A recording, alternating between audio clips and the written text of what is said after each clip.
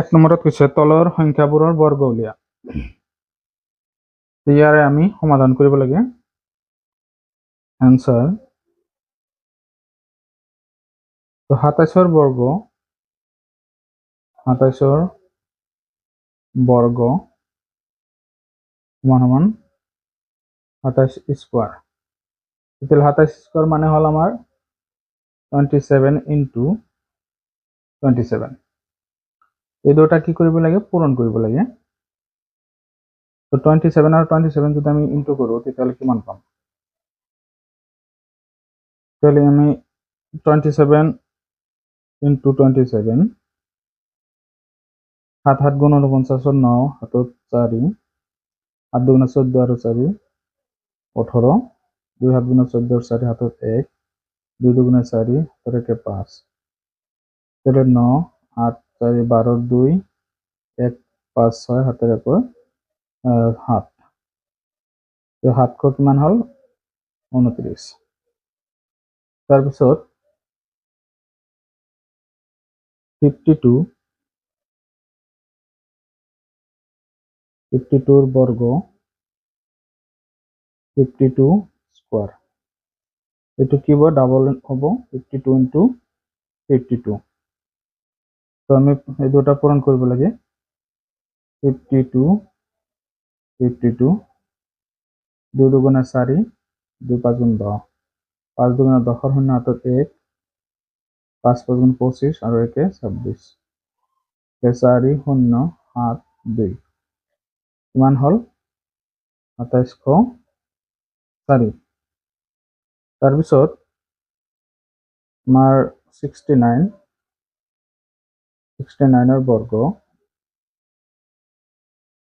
69 square और 69 into 69 বর্গ করলে সংখ্যাটো ডাবল পূরণ হয়। গতিকে 69 ইন্টু 69 9 9 গুণ 81 1 হাতত 8 9 6 গুণ 54 আৰু 8ত কিমান হয় 62 6 9 54 4 হাতত 5 6 6 গুণ 36 আৰু 5 41 1 6 7 4। তেতিয়াহ'লে হ'ব আমাৰ ইয়াতে 4761। তাৰপিছত 104ৰ বৰ্গ 104 স্কোয়াৰ।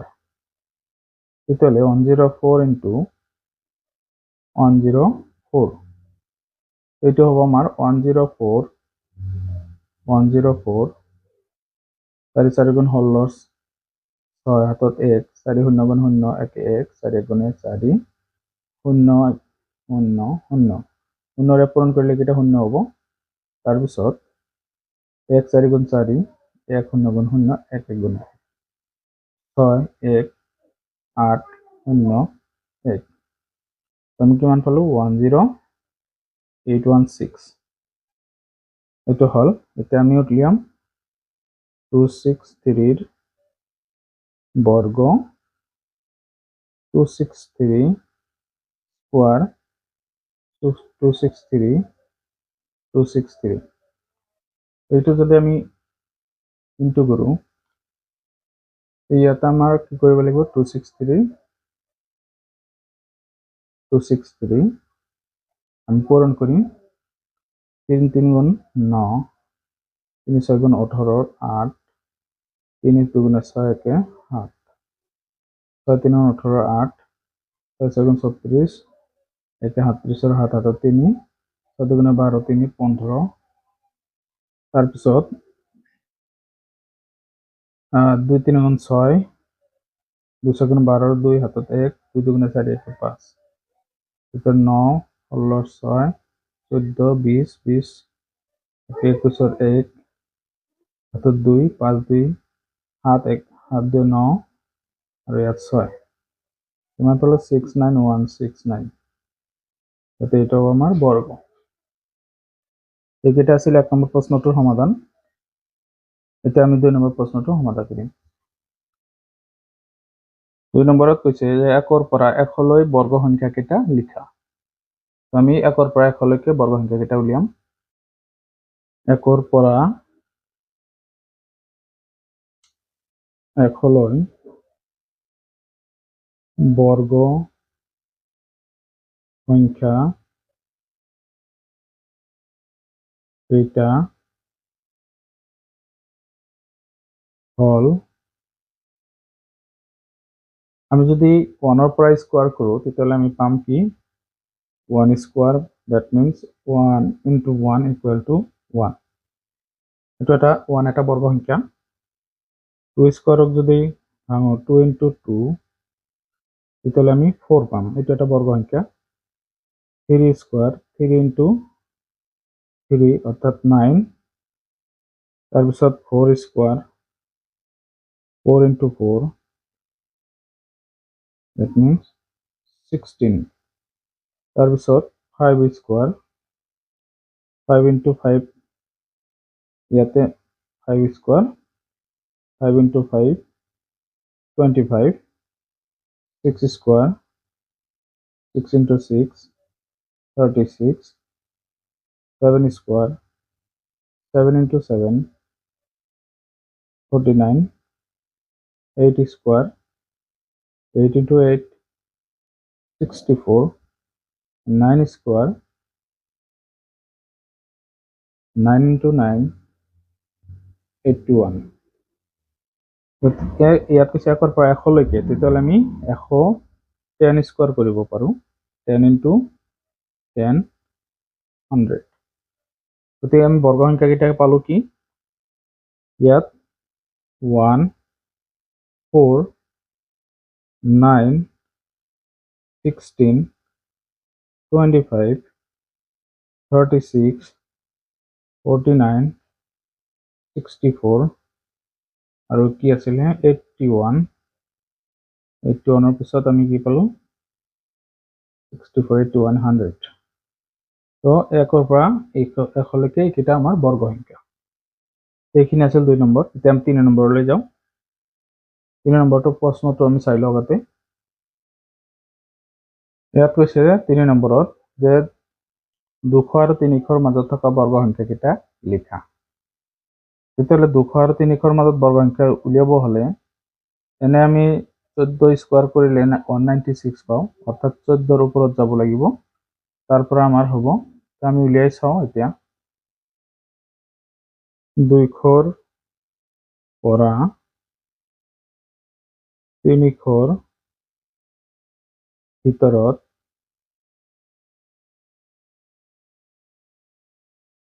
বর্গ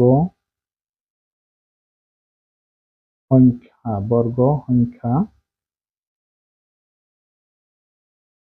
এটা হল। এটা যদি আমি 15 স্কোয়ার করো, 15 স্কোয়ার করলে 15 পূরণ 15 আর এটা আমি পাম 225 পূরণ করলে। তারপিছত 16 যদি স্কোয়ার করো 16 into 16 আর এটা হবো 256। তারপিছত 17 যদি আমি স্কোয়ার করো 17 into 17 এটা হবো 289। তারপিছত আমি যদি 18 স্কোয়ার করো তাহলে কিমান পাম 18 into 18 তাহলে যদি আমি পূরণ করো 8 8 গুণ 64 4 6 8 গুণ 8 6 14 1 8 গুণ 8 1 1 গুণ 1 4 12 2 3 324 হয়, ওদিকে বেশি হয়ে যায়। তাতে এইকেইটা হবো আমার বর্গ সংখ্যা। এদিকে বর্গ সংখ্যা কেটা হল, বর্গ সংখ্যা হল এটা হল আমার 225, তারপিছত 256 আৰু 289 এইকেইটা হব। এইখিনি আছিল 3 নম্বৰ প্ৰশ্ন সমাধান। এতিয়া আমি 4 নম্বৰ প্ৰশ্ন সমাধান কৰিম। 4 নম্বৰ প্ৰশ্নত কৈছে তলৰ বৰ্গ সংখ্যা কেইটাক দুটা ক্ৰমিক ত্ৰিভুজীয় সংখ্যাৰ যোগফল হিচাপে দেখুওৱা। গতিকে ইয়াত কি কৰিব লাগে, আমাৰ ত্ৰিভুজীয় সংখ্যা হিচাপে প্ৰকাশ কৰিব লাগে। তো আমি এইকেইটা কৰি চাওঁ। প্ৰথমতে তো আমাৰ জানিব লাগে প্ৰথমতে এইবিলাক যদি আমি প্ৰত্যেকটো বৰ্গ সংখ্যা আমি কি কৰিব যাওঁ ত্ৰিভুজৰ সংখ্যাৰ যোগফল হিচাপে যদি প্ৰকাশ কৰিব যাওঁ ক্ৰমিক ত্ৰিভুজীয় সংখ্যা তেতিয়াহ'লে আমাৰ ত্ৰিভুজীয় সংখ্যাবোৰ জানিব লাগিব ত্ৰিভুজীয় সংখ্যাবোৰ কি আছিলে এটা আছিল 1 তাৰপিছত 3 তাৰপিছত হ'ব আমাৰ 6 তাৰপিছত 10 অৰ্থাৎ 1 কৈ বাঢ়ি যাব 1ৰ পিছত 2 বাঢ়িলে 2ৰ পিছত 3 বাঢ়িব অৰ্থাৎ 3 6 6ৰ পিছত 4 বাঢ়িলে 10 হয় 10ৰ পিছত 5 বাঢ়িলে 15 হ'ব তাৰপিছত 15ৰ পিছত আমি কি পাম 21 28 28 তাৰপিছত 8 বাঢ়িলে 36 9 বাঢ়িলে 45 10 বাঢ়িলে 55 তাৰপিছত 11 যদি বাঢ়ে ইয়াত 55 হৈছে তাৰপিছত 11 বাঢ়িলে 66 12 বাঢ়িলে 70 কিমান হ'ব 78 এনেকৈ হ'ব গতিকে আমি এইকেইটাই লওঁ প্ৰথমত আমি 64ক যদি আমি হেৰি কৰোঁ দুটা ক্ৰমিক ত্ৰিভুজৰ সংখ্যাৰ যোগফল হিচাপে প্ৰকাশ কৰোঁ তেতিয়াহ'লে আমাৰ ইয়াতে চাব লাগিব কি কি যোগ কৰিব লাগিব গতিকে ইয়াত যদি আমি এই দুটাক লওঁ 28 প্লাছ 36 তেতিয়াহ'লে আমাৰ কিমান হয় 8 6 14 4 হাতত 1 2 আৰু 3 5 হাতৰ 1 6 64 হয় গতিকে এই দুটা হ'ব এইটো ওৱানক যদি ধৰোঁ তেতিয়াহ'লে এইটো ওৱানৰ 45 আৰু 55 হ'ব যদি এইটো নহয় 36 আৰু 45 হ'ব 36 প্লাছ 45 আৰু 100ক যদি কৰোঁ তেতিয়াহ'লে হ'ব 45 আৰু 55 তাৰপিছত 121 এটা আমাৰ হ'ব 55 প্লাছ 66 তাৰপিছত 144ক যদি আমি হেৰি কৰোঁ তেতিয়াহ'লে আমাৰ হ'ব 66 প্লাছ 78 কাৰণ 6 8 14 4 6 7 13 হাতৰ 1 14 হ'ব এইটো 144 হ'ব এইখিনি আছিল আমাৰ এই 4 নম্বৰ প্ৰশ্নৰ সমাধান এতিয়া আমি 5 নম্বৰ প্ৰশ্নটো সমাধান কৰিম 5 নম্বৰত কৈছে তলৰ কোনকেইটা বৰ্গ সংখ্যা নহয় যুক্তি সহকাৰে উল্লেখ কৰা ইয়াত কোনকেইটা বৰ্গ সংখ্যা নহয় আমাৰ চাব লাগিব কাৰণ অংক কি থাকিলে বৰ্গ সংখ্যা হয় আৰু কি নাথাকিলে বৰ্গ সংখ্যা নহয় সেইটো চাব লাগিব গতিকে ইয়াত আমি চাই লওঁ প্ৰথমতে তো ইয়াত আমাৰ সংখ্যা কেইটামান দিয়া আছে এইকেইটাৰ ভিতৰত কোনকেইটা বৰ্গ সংখ্যা আৰু কোনকেইটা বৰ্গ সংখ্যা নহয় সেইটো আমাৰ ইয়াত সুধিব দিছে লিখিব দিছে গতিকে আমাৰ বৰ্গ সংখ্যাৰ শেষৰ অংকটো আমাৰ কি হ'ব লাগিব এককৰ স্থান অংকটো কি হ'ব লাগে সেইটো জনা উচিত বৰ্গ সংখ্যাৰ আমি ইয়াতে লিখো বৰ্গ সংখ্যাৰ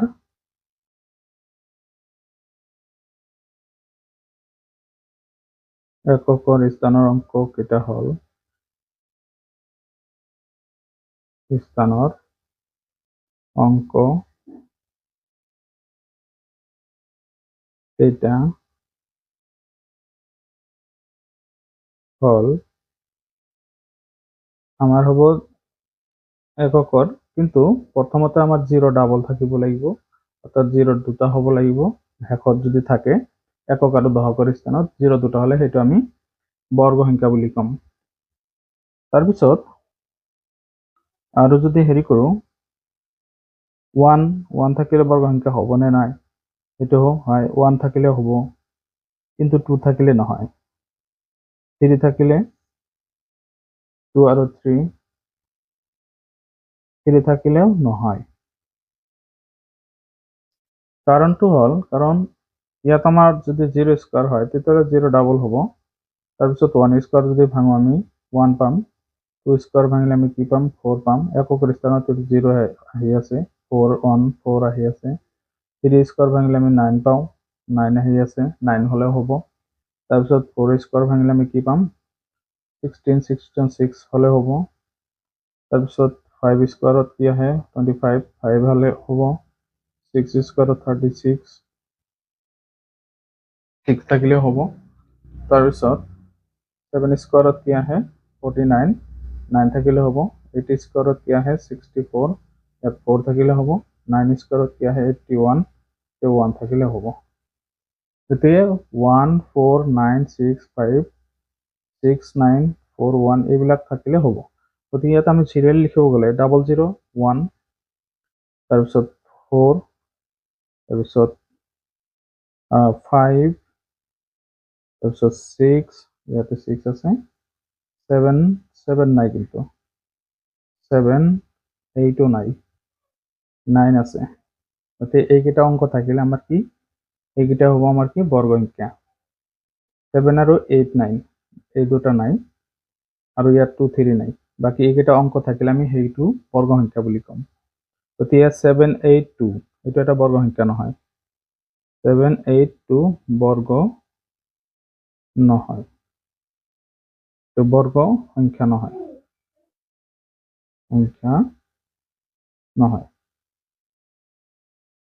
তাৰপিছত 961 বৰ্গ সংখ্যা হয়। তাৰপিছত কাৰণ ইয়াতে 1 আছে 1658 8 থাকিলে নহ'ব এতিয়া 1658 বৰ্গ সংখ্যা নহয়। এনেকৈ আমি দুটা ভাগত ভাগ কৰিব পাৰোঁ যে বৰ্গ সংখ্যা হয় আৰু বৰ্গ সংখ্যা নহয়। যদি আমি সেনেকৈ লওঁ তেনেকৈ ভাগ কৰিব পাৰোঁ বৰ্গ হয় আৰু বৰ্গ নহয় এনেকৈ ভাগ কৰি ল'ব পাৰোঁ। ইয়াত আমি বৰ্গ হয় যিবিলাক হয় সেইটা আমি বহাই দিম যেনেকৈ 961 আৰু কি আছে এইটো হ'ব 3249 তাৰপিছত এইটো সিঙ্গল 0 আছে নহ'ব এইটো 3 থাকিলেও নহ'ব 7 থাকিলেও নহ'ব এইটো ডাবল 0 আছে শেষত হ'ব এইটো গতিকে 9000 এইকেইটা বৰ্গ সংখ্যা হয়। তাৰপিছত বৰ্গ সংখ্যা নহয় কোনকেইটা 782 961 এইটো হয় 1658 324 এইটো নহয় 640 এইটো নহয় বৰ্গ সংখ্যা নহয় 1563 তাৰপিছত 2787 বাকি এইকেইটা বৰ্গ সংখ্যা নহয় আৰু এইকেইটা হয়। এইখিনি আছিল 5 নম্বৰ প্ৰশ্নটোৰ সমাধান।